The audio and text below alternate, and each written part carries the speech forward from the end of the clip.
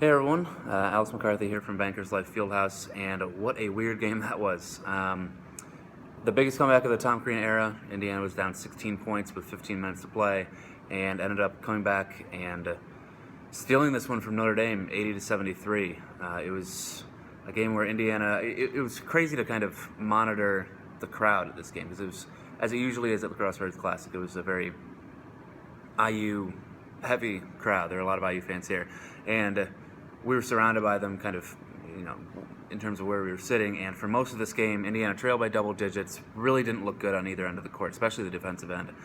And the fans were reacting appropriately, basically. I mean, they were angry, they were insulted, they were disappointed. I mean, they were all of the kind of negative emotions that you can feel during a sporting event. And at the end of the game, they were left cheering because Indiana ended the game on a 40-17 run, including holding Notre Dame to 1 of 11 shooting to end the game. Just kind of a strange turn of events. Indiana started using his zone a little bit, or quite a bit, in the second half, and it wasn't working for a while, but it started kind of working at the end, and Notre Dame really started missing a lot of shots that it had been making all game. It seemed like everything, during stretches at least, everything was going in for Notre Dame, but later on, the shots just weren't falling, and they were for Indiana. Everything kind of changed.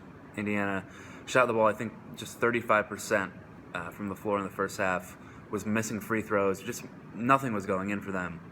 And then after halftime, Indiana, especially from the three-point line, Indiana ended up, I think, 6 for 11 from behind the arc in the second half, which helped them mount that comeback. Yogi Ferrell hit a three with 4 minutes left to finally tie it. Indiana was close, but wasn't quite able to get over that hump. And they tied it, and then were able to take the lead and keep it. They hit 9 of their last 10 free throws, and like I said, Notre Dame just didn't have an answer at all offensively. They couldn't get any of their shots to go down.